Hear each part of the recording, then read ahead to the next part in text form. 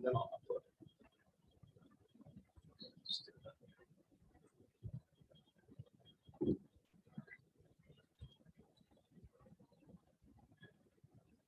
Okay, well, let me go ahead and share the screen.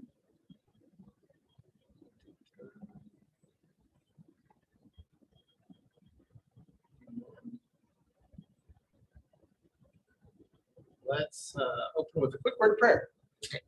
Gracious God, I thank you for our time together today and for this cool building that we can escape the heat. I pray that as we view these photos and hear the history and experience some of this time in the Holy Land, that these things might draw us closer to you. For this we pray. In Jesus' name, amen. Okay, so this was day 5. We spent pretty much all of our time in Jerusalem on this one, and this was actually our longest day of walking. We did the most walking on this day. And we started on the Temple Mount. So here we are in the bus.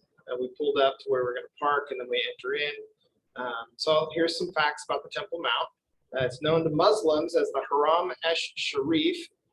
It's a hill in the old city of Jerusalem that for thousands of years has been venerated as a holy site for Judaism, Christianity, and Islam alike. The present site is a flat plaza surrounded by retaining walls, including the Western Wall, that was built during the reign of Herod the Great for an expansion of the temple. The plaza is dominated by 3 monumental structures from the early Umayyad period: the Al-Aqsa Mosque, which is this one right here, and of course, this is the Temple Mount. So there's the Al-Aqsa Mosque, the Dome of the Rock, and the Dome of the Chain, and I don't remember seeing that one, so I'm not really sure what exactly that is. And then there are 4 minarets. Herodian walls and gates with additions from the late Byzantine and early Islamic periods cut through the flanks of the mount. Currently, it can be reached through 11 gates, 10 reserved for Muslims and 1 for non-Muslims, with guard posts of Israeli police in the vicinity of each. So when we got up there, of course you couldn't take pictures of the police, but there were Israeli police everywhere in full military garb. According to Jewish tradition and scripture, the first temple was built by King Solomon, the son of King David, in 957 BCE, and was destroyed by Neo-Babylonian Empire in 586 BCE.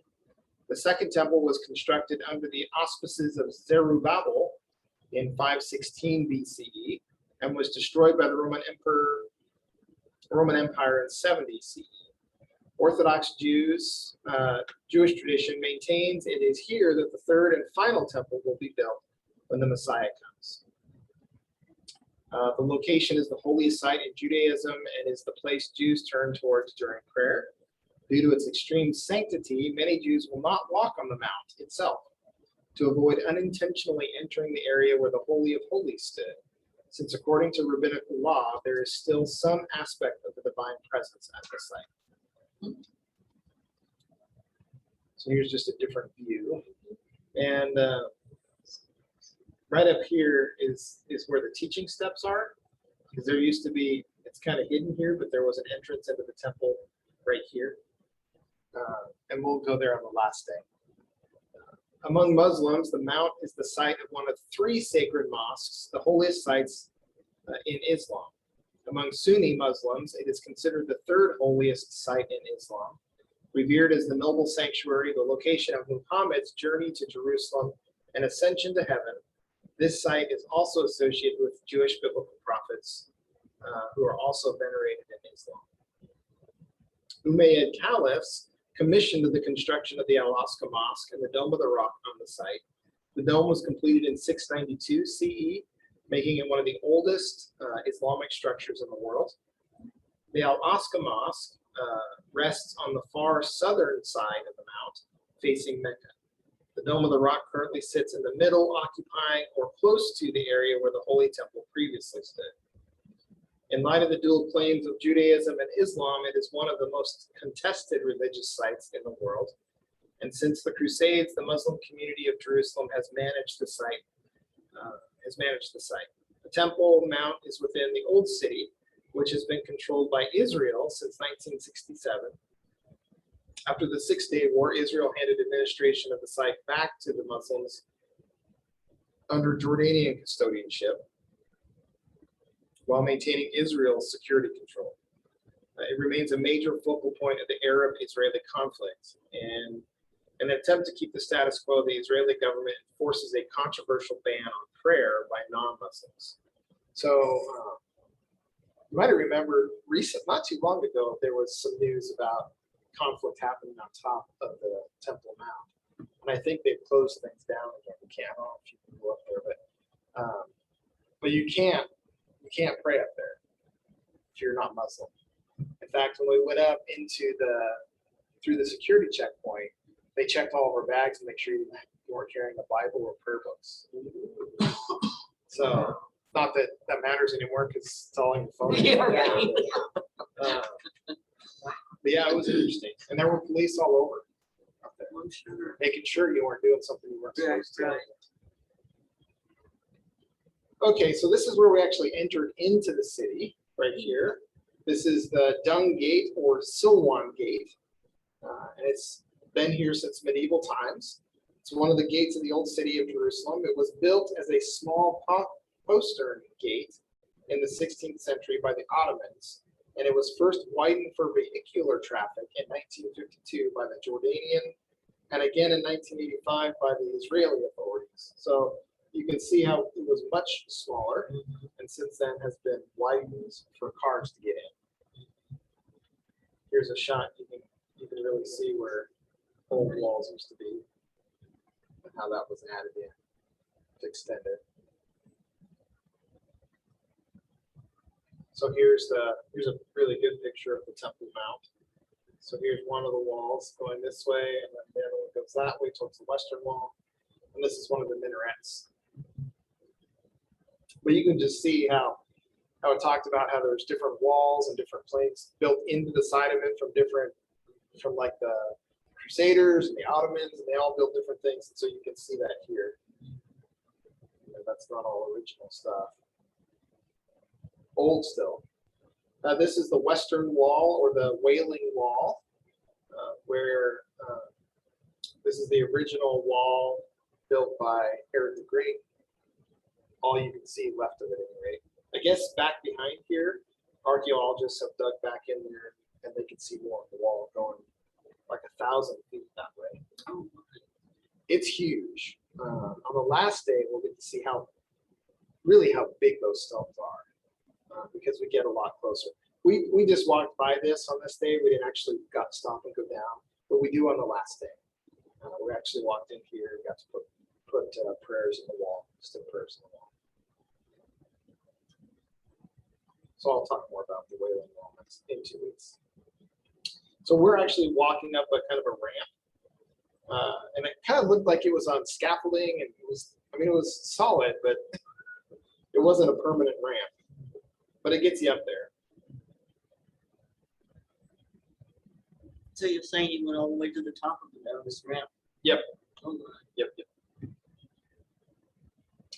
This is the Morocco Gate. It's closed right now because you used to be able to actually go into the two mosques. But I don't know how long it's been since non-Muslims have been banned from going in there, but you used to be able to, but now you can't.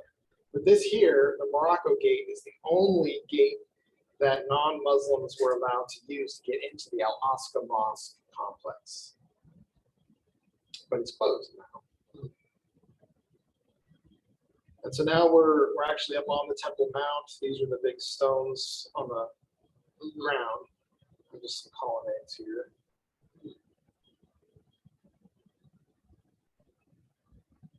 So here's the Dome of the Rock, and I'll talk about this here in just a second. This here is the Al-Aqsa Mosque, the entrance to it. We weren't allowed to go in. Here's our bishop and some of the rest of our group.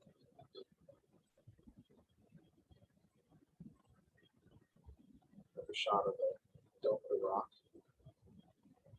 So this here is called a Al-Qas ablution fountain.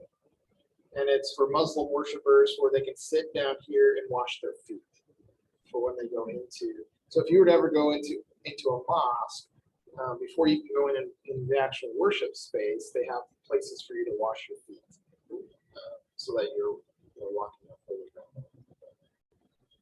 This used to be supplied by the pools of Bethesda, but now it's supplied by the city water.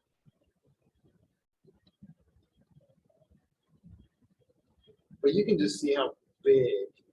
I mean, it's hard to tell, I guess, with pictures as much, but just the ginormous. I mean, it's huge. Look at that. Yes, it is. Yeah. So our tour guide was talking about how just the construction of the Temple Mount itself, 500 feet by 1,000 feet. Mhm. And I mean, it rivaled the Great Pyramids. Just the amount of stonework and all the work that was done up here. So we walk up these steps here. Did you say how tall that was? Hmm? Did you say how tall it was? Oh, I don't really know.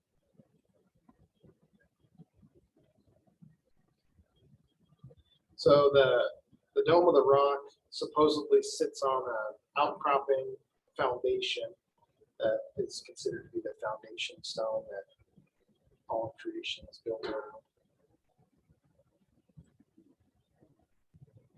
But it sits on the location of where the original temple used to be. So you can kind of imagine it right here.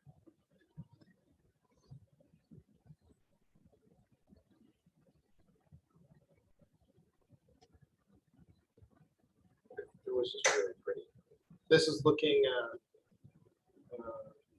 east across the Kidron Valley and towards the Mount of Olives. And all this beautiful mosaic, little tiny stones.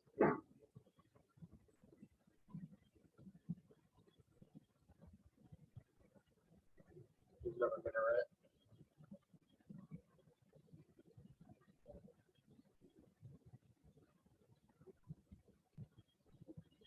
And so now we're leaving the Temple Mount area and we're headed back behind. So let's see. We're headed that direction.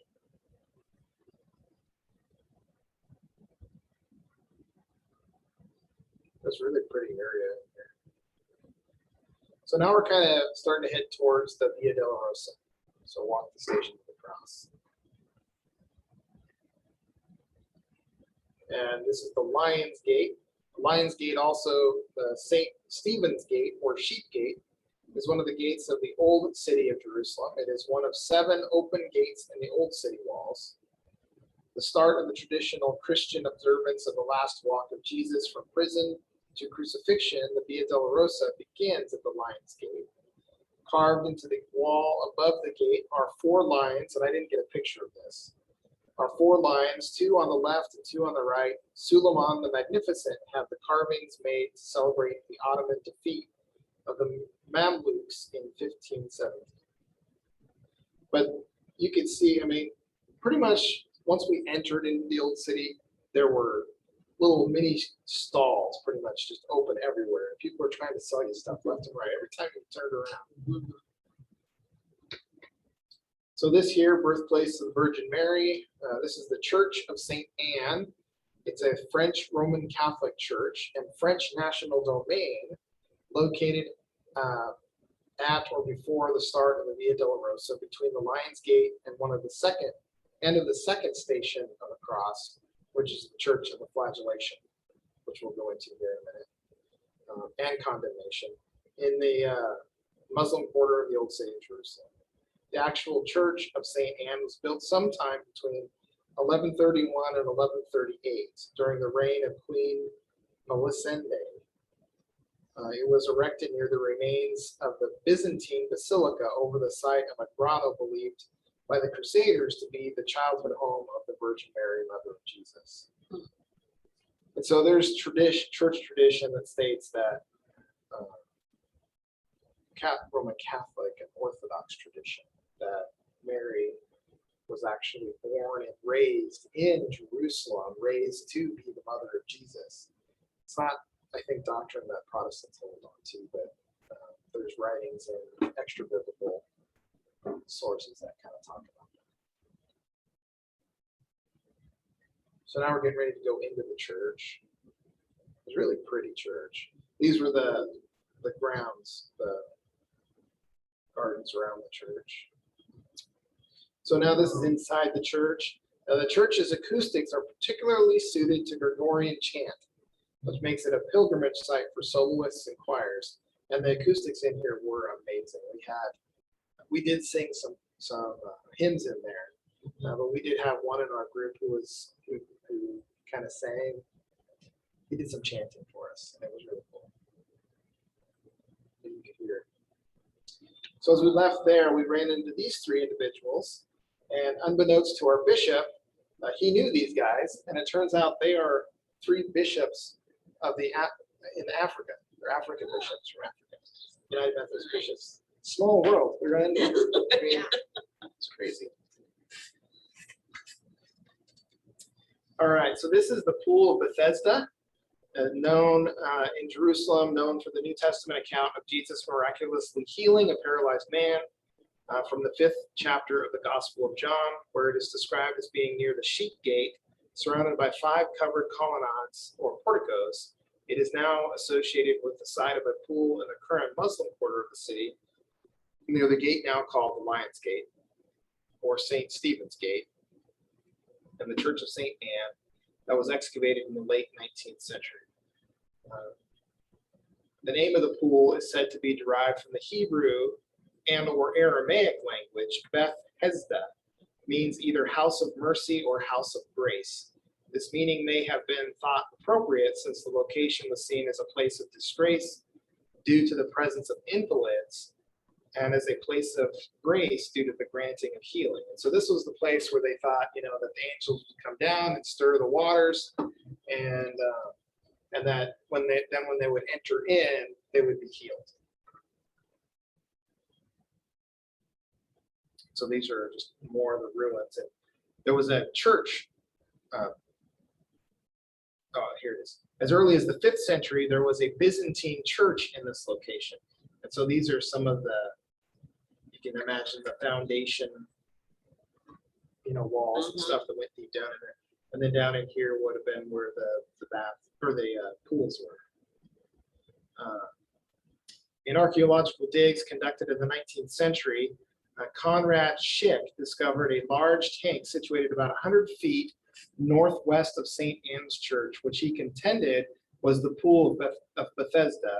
Further archaeological excavation in the area in 1964 uncovered the remains of the Byzantine and Crusader churches, Hadrian's Temple of Asclepius and Serapis, which we'll talk about in a little bit, the small healing pools of an Asclepian, the second of 2 large pools, and the dam between them. It was discovered that the Byzantine church had been built in the very heart of Hadrian's temple and contained the healing pools. But this picture is really kind of hard to tell, but just how deep down into their land. In fact, as you look kind of open over, it was a little, made your stomach kind of, like, ooh. Yeah. But it's just crazy though how everything is just. Here's people actually living in these houses. Everything was just so cramped in there. Mm-hmm. Just the amount of history that was just built on top of one another. It's mind-boggling. So here's part of the church here too. Have you ever talked to the natives, like being in places like that, of what their opinions are, being so close to? Well, our tour guide, talked a lot about it because he lives there. So, oh, okay, he does. Yeah, he does. In fact, we're going to see where he worships every Sunday, because he worships in the Church of the Holy Sepulchre every Sunday. So now we're continuing down the Via Dolorosa. We're walking in through the city, old city, and you can see these cars actually drive through here. Everything's so narrow and all throughout here. But you can just kind of see where everything was built on top of each other. And I don't think any of this used to be here at one point.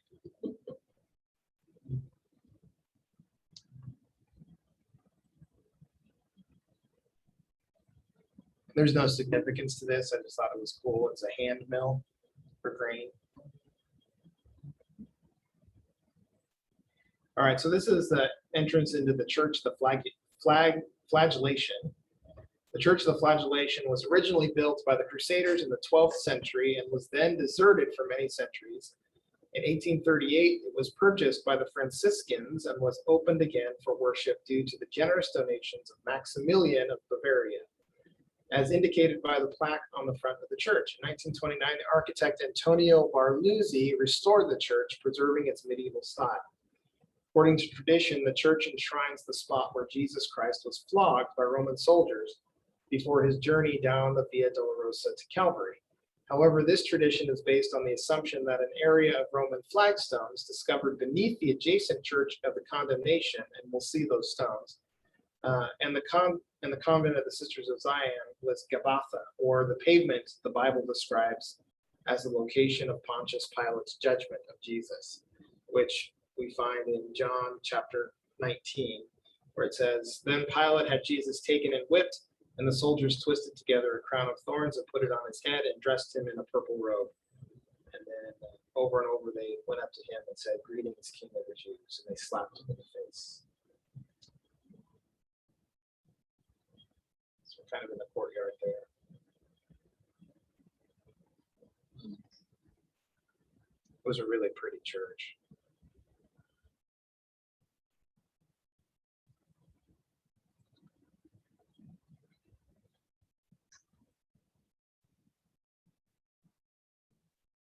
And it didn't seem, I mean, it's an old church, but it didn't seem as old as some of the other places because they, like they said, they did a lot of restoration work. So this here is the chapel of the Condemnation. The chapel was rebuilt in 1904 by Wendelin Kinterkaiser on the ruins of a medieval chapel discovered several years earlier. The name of the ancient church is unknown, and the new chapel was given this name due to the stone pavement constructed of large flagstones. This continues beneath the nearby site of Ecce Homo, or Here is the Man, which at that time was considered to be part of the stone pavement where Pilate tried Jesus.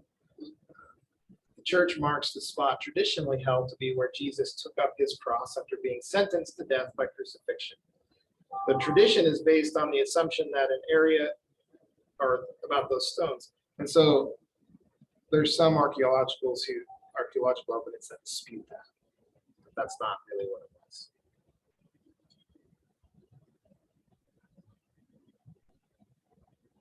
That's just looking up. So now we're down underneath the church. Here are those stones.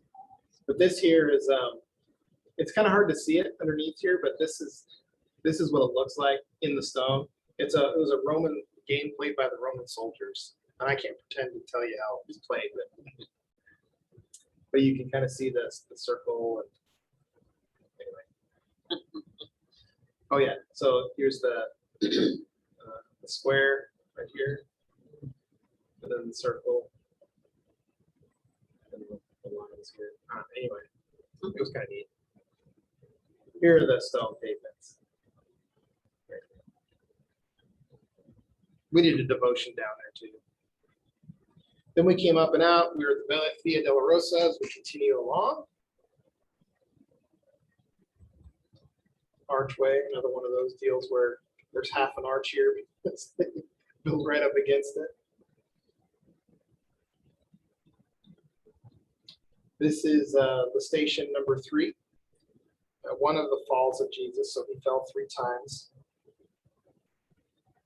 Here's the next one. That is with Mary, Jesus the mother, fourth station.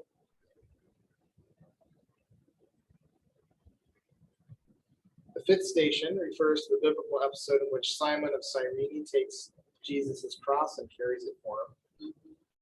So you can see that in this picture here.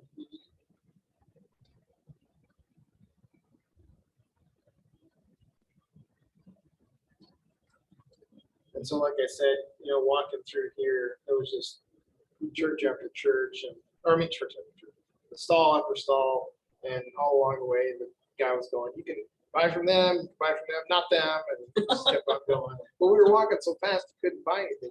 Yeah. But they still came up to you holding their wares and wanting you to buy stuff, and hoping you just had cash handy. This year's station 6. The legend that talks about the Veil of Veronica, where he was approached to put the cloth on his face.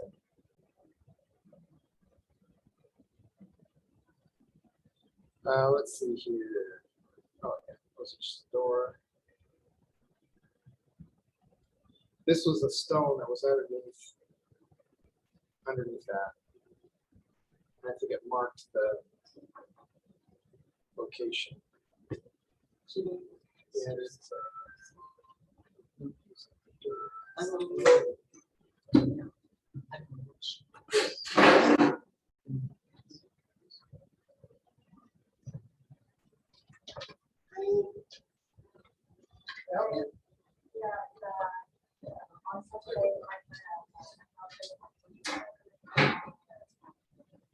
oh, like on Saturday? Yeah. Yes. Saturday night, yeah. I What say, time? After around 7. Oh, that's Yeah, yeah, we have worship here at 5:30, but. yeah, yes, thank you. Yep, thank you.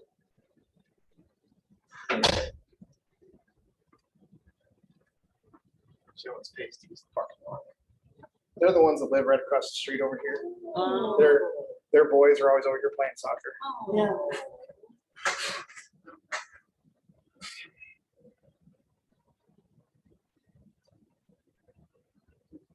That's still recording.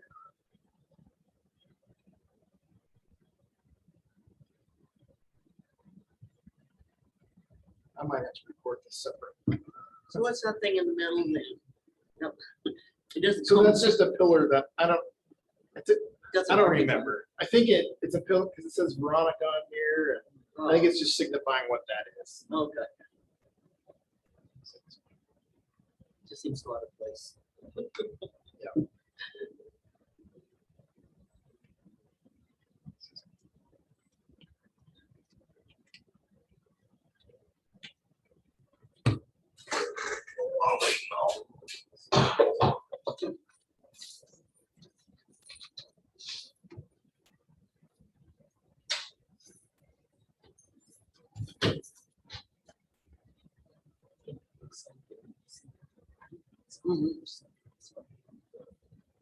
That's what's on there too.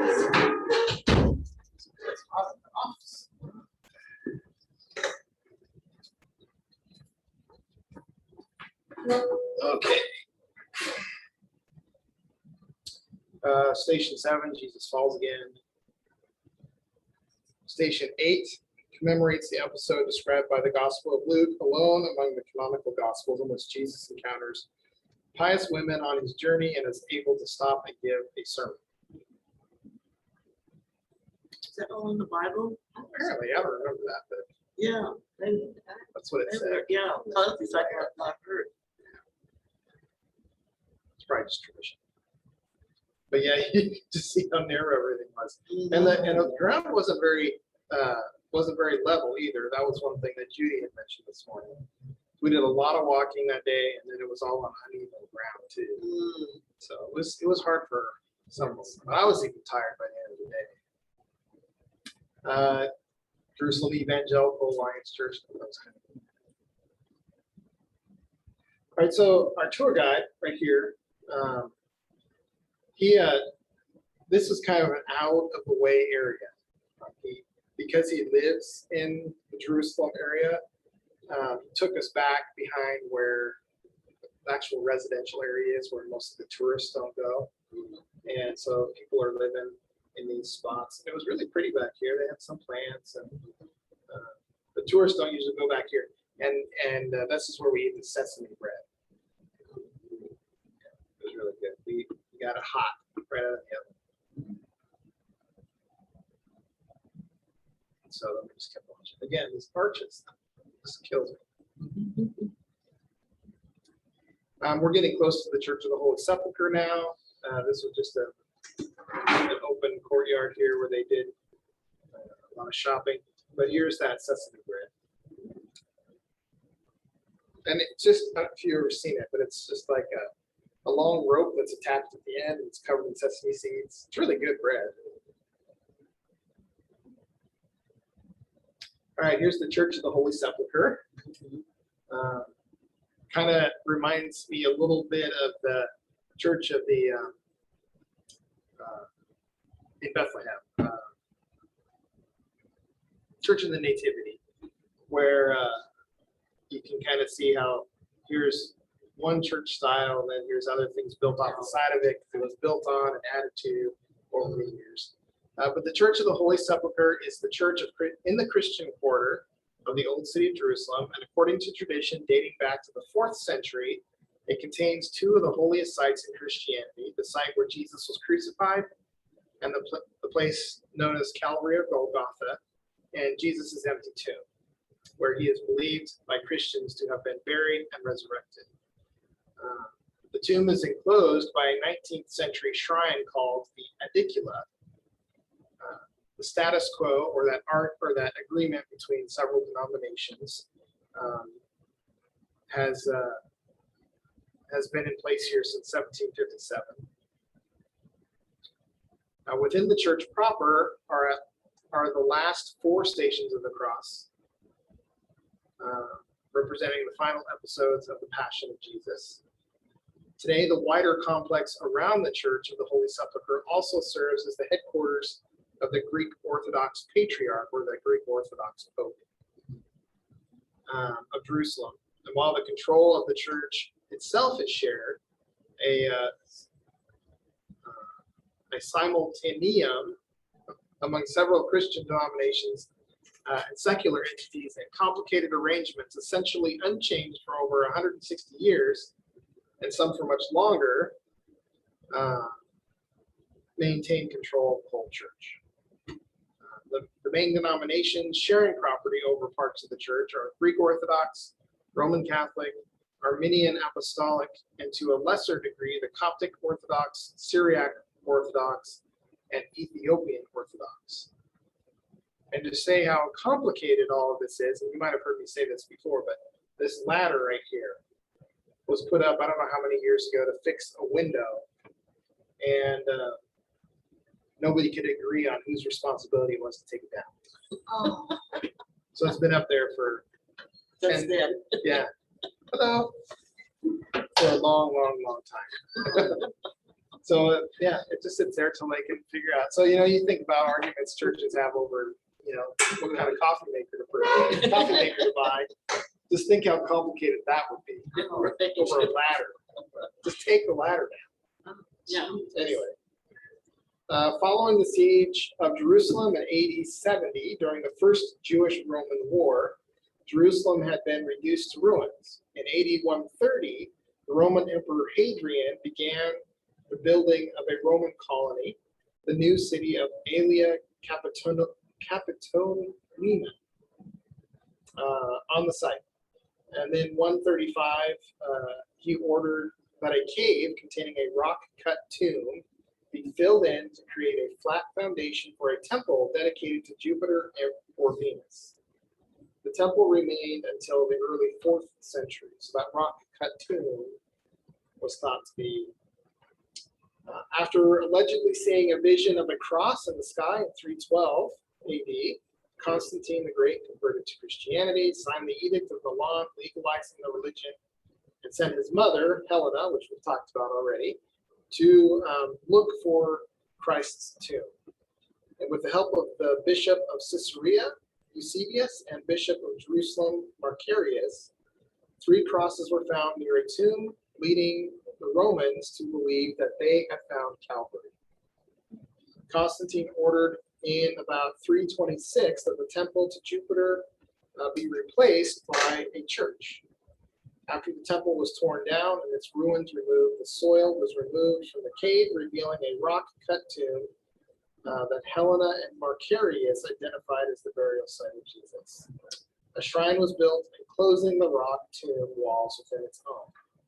The Church of the Holy Sepulchre was built as separate constructs, and so they built a shrine over the tomb, and then they built another one over the top of Calvary, or Golgotha. And then over the years, as things have been torn down and lifted up and rebuilt, they have the church that we have today. Let me see some highlights here. The original church was consecrated on the 13th of September 335, Helena's church. It was destroyed by a fire in 614 due to war. 630, it was rebuilt. There was an earthquake that tore it down and rebuilt. In 1009 is when Fatimid Caliph Al-Hakim B. Amir Allah ordered the complete destruction of the church as part of a more general campaign against Christian places of worship. And part of the rock cut tomb was actually damaged. Rebuilding was finally completed at a huge expense by Emperor Constantine IX in 1048. So what's still standing has been there since 1048, but it's been added to.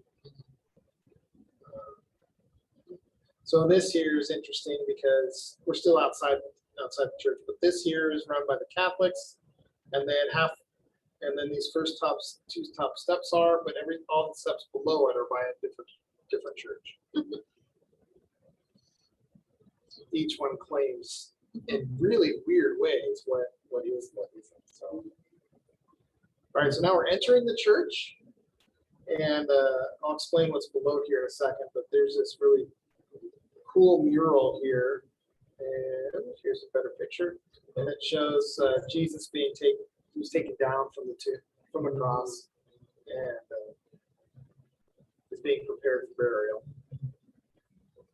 So just inside the entrance, so there's the entrance of the church, is the stone of anointing, also known as the stone of unction, which tradition holds to be where Jesus' body was prepared for burial by Joseph of Arimathea. And though this tradition is only attested since the Crusader era,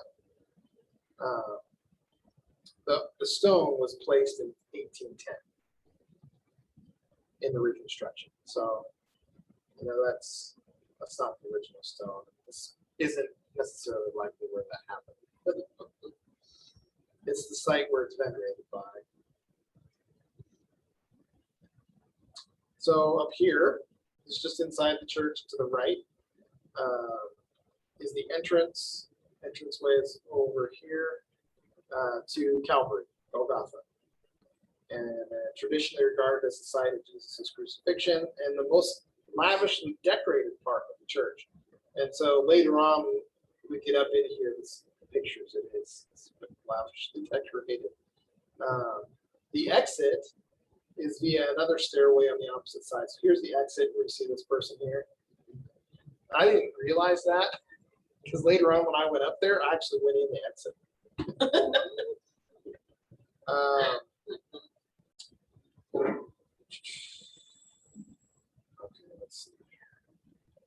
So I told you they're going the wrong way then, huh? Yeah, nobody said anything to me. So here you can see this glass, that this is actual bedrock, the stones of the outcropping where the crucifixion supposedly took place. But the church is built all around it. And so they have these glass deals where you can see into it. So here's another one. See it? Oh, I see. The rock outcropping, and the church is just built right on top of it. Now this, I just took a picture because I thought this was really weird. They have these really steep steps that walked up to this door that was closed and locked, and I wondered what was behind it. Yeah.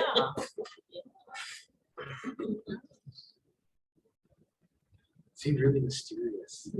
It was just something about this church, though. I don't know what it was. It just looked older than everything else that we had been to, with maybe the exception of Church of the Nativity in Bethlehem.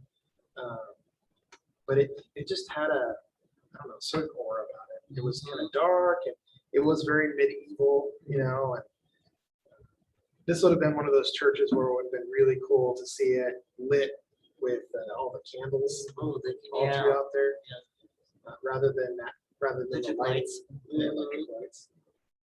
Electric light. But this went around in a big circle, Mhm.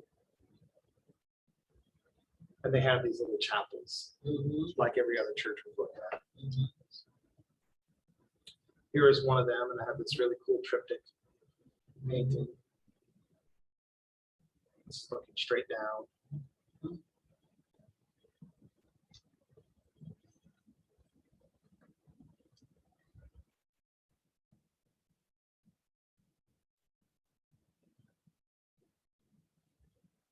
And this goes down into the chapel of St. Helena, and I'll talk more about that as we get later on.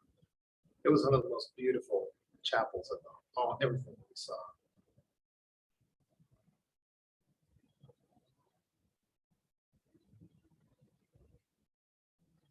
So they were doing a lot of construction in here too, and refurbishing as well, all throughout here, just like they were doing at the Church of the Nativity. But like this here, you can just tell how old this was, the Crusader era. And then you can see maybe some newer construction. All right, so this is the rotunda with the tomb. This is where covering the tomb. Let's see, it's located on the far west side of the church. In the center of the rotunda is a small chapel called the Aedicule in English. I'm not even sure if I'm pronouncing that right, but that's how I'm going to pronounce it. From the Latin aedicula, in reference to a small shrine. The Aedicule has two rooms. The first holds a relic called the Angel Stone, which is believed to be a fragment of the large stone that sealed the tomb. The second, smaller room contains the tomb of Jesus, possibly to prevent pilgrims from removing bits of the original rock as souvenirs. By 1555, a surface of marble cladding was placed on the tomb to prevent further damage to the tomb. Now I didn't actually go in there because the line to get in was really long. We didn't have time. But if you remember, we did that study on, I think it was Crete, was maybe the one, it was an Adam Hamilton one, and he toured all over the Holy Land. And he took pictures in there. And so we got to see that. But you can get online and you can see pictures of it. We didn't actually get in there. In October of 2016, that marble slab was pulled back, and it revealed an older, partially broken marble slab with a Crusader-style cross carved in it. Beneath that, the limestone burial bed was revealed to be intact. So they know it's underneath there.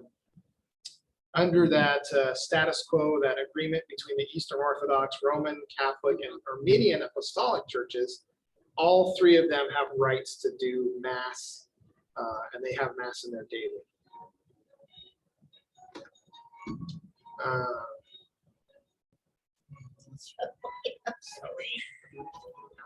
Let's see. To the rear of the chapel is constructed in iron latticework, lies an altar used by Coptic Orthodox churches. And historically, the Gregorians also retained the key to the Aedicule. So this is just looking straight up into the dome. Here's a wider shot of the Aedicule, and you can see all the people lined up here. And it was like going to Disney World or something. They were just lined up and curled around.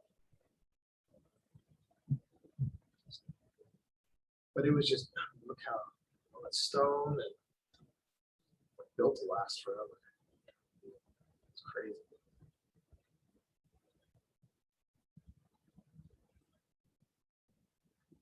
This was the floor. It just looked so well worn.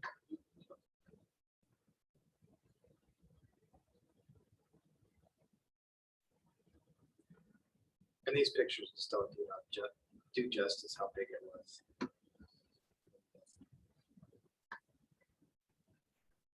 Is that supposed to be a symbol, the sun? Yeah, and stars. And I Stars? think, let's see, these were maybe 12, 1, 2, 3, 4, 5, 6. That count right?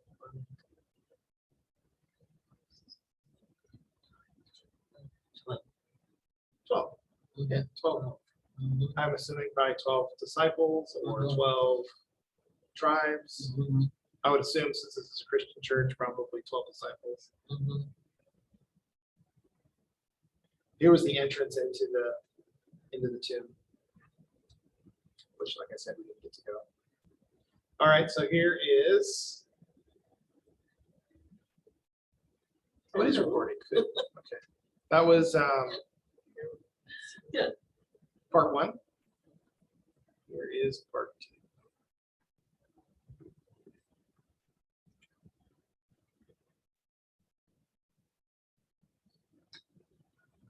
Screen.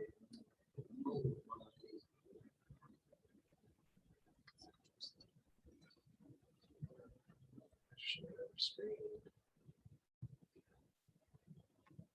Okay, so this is the west of the Aticule. To the rear of the rotunda is the Syriac Chapel with the tomb of Joseph of Arimathea, located in a Constantinian apse and containing an opening to an ancient Jewish rock-cut tomb.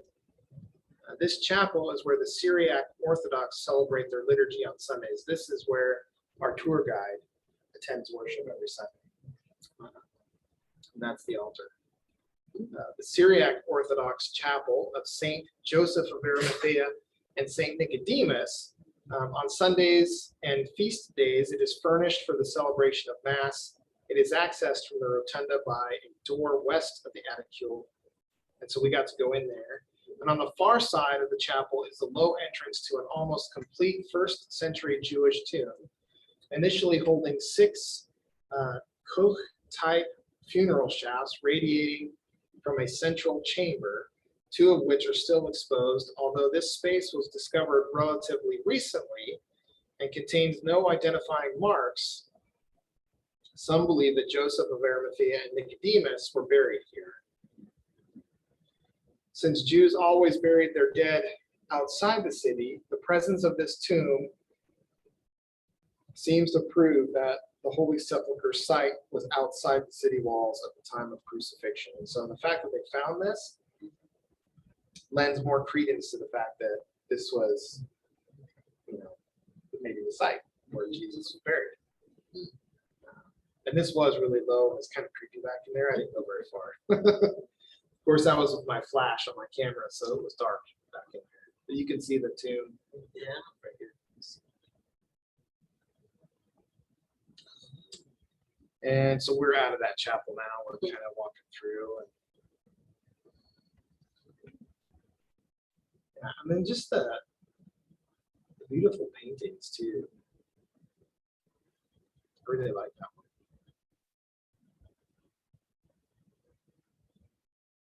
And so this, if you were to keep walking from the entrance where the tomb is at, you just kept walking forward, came to this chapel here.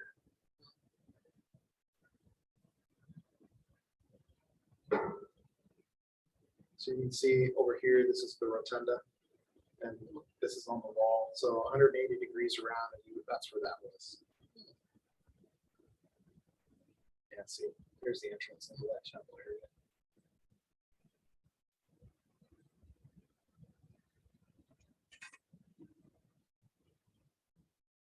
All right, now this is on top of Golgotha. So if we went up the stairs, this is what you would see. And I didn't realize this when we were there. Nobody said anything to us.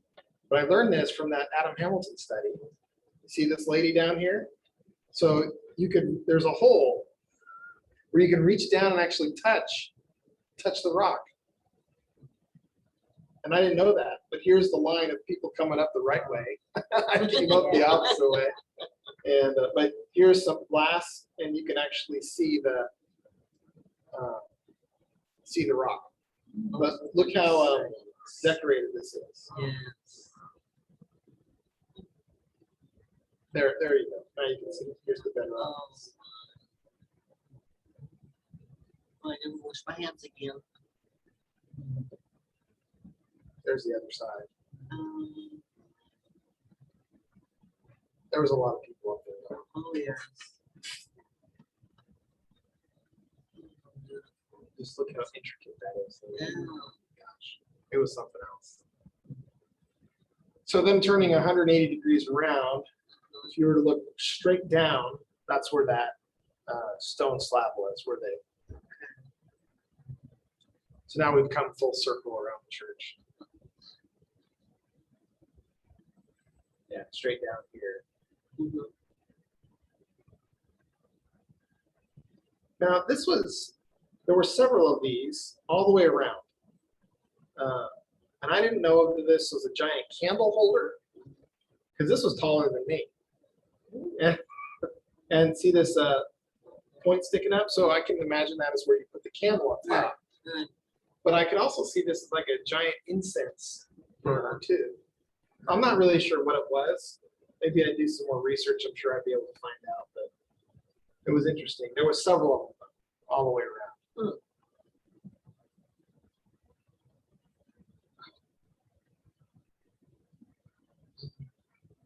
I could have spent forever in there. It was my favorite place Mhm. because there was so much to see. Okay, so remember I showed that picture going down those steps? Mhm. This is it here, the Chapel of St. Helena. Between the Chapel of Division of Robes and the Greek Chapel of Derision are stairs descending to the Chapel of St. Helena. The Arminians who own it call it the Chapel of St. Gregory the Illuminator, after the saint who brought Christianity to the Armenians. But it was one of the most, I mean, these pictures here were the most vivid and beautiful out of the whole church. And all the wall murals, you could tell they were recently restored because they Yeah. just looked almost brand new, like they were just painted.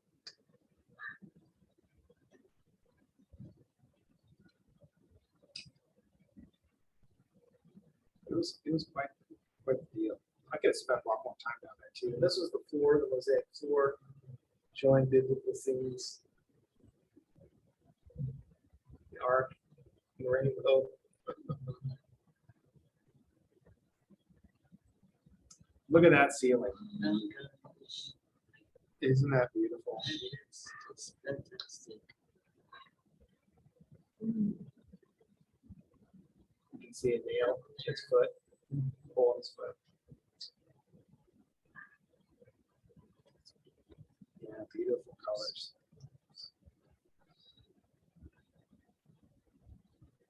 So I don't know if you remember in the Adam Hamilton video, he had talked about these little crosses all along the wall heading up. Not really sure what they were, or why they were put there. But they were the Crusader era.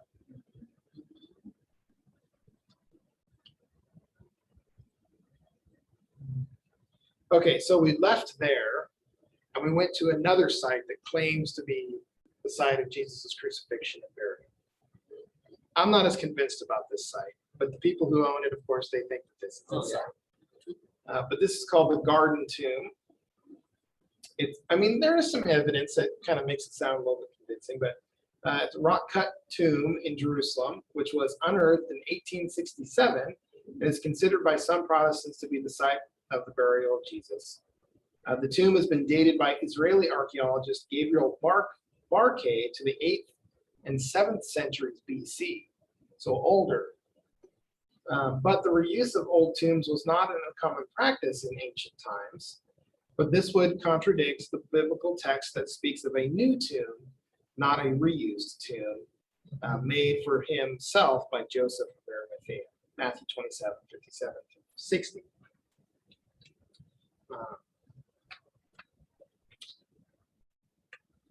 Also, the trough, which we'll see in here in just a second, in front of the tomb, which where it had the stone roll across it, the trough in front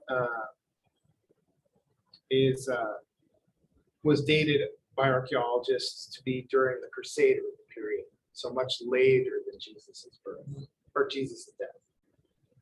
But the organization, of course, that maintains the garden tomb refrains from claiming that this is the authentic tomb, but they think it is. So.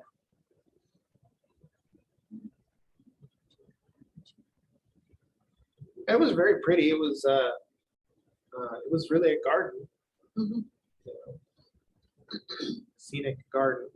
And so we walked through, and then we came to Skull Hill. And this is it here.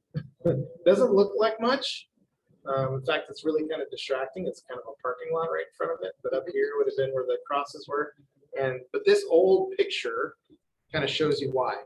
You see the skull, 2 eyes, nose, mouth, and I guess the nose fell off at some point for some, I forget why, whether there was maybe war or something, bomb came through here at any rate. But this is an old picture that shows what it looked like, which kind of gives that idea that it was a skull place. So then we headed towards the tomb. Here was a really cool fountain in the pool. And so here's leading down to the tomb. Here's the tomb entrance. And you can see how the much wider opening has been kind of blocked off here, but you can get in there. Here you can see the trough. There was no stone though covering it. But you can see the trough where a stone could have been. This is inside. So there's a spot to lay a body, there's a spot to lay a body. And so, if this really was the place, Jesus could have been either there or there. The cool thing about this, though, is that it made it really easy to see at least what it may have looked like. Right? And Sharon this morning said that this just felt more like the place for her because this is what she envisioned it looking like. And so this was a holy site for her. She didn't know whether this was really the spot or not, but this felt more holy to her than the other one. And she actually gave her devotion here. And we had communion, and it was pretty cool. So that's that. Any questions? Very nice, thank you. So next week, we're actually going to be looking at, we go south to the Dead Sea, and we see Masada, which is a big temple fortress. We actually get to see the wilderness. So where Jesus walked in the wilderness. Oh, yeah. So, all right, well, have a great